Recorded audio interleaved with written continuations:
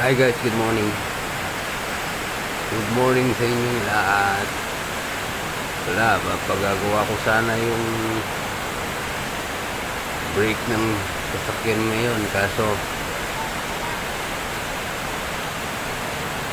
so yan no. Ready na pa naman ako pupunta sa kasa. Ang problema,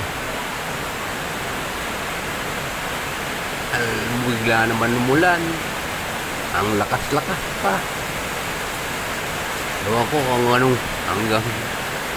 anong oras naman titigil ang ulan na to. Bigla naman umulan. Hirap ng ganito. Kanina ang init. Tapos ngayon biglang umulan naman. Okay. Ayan guys, oh. Ayan nyo, ang ulan, lakas.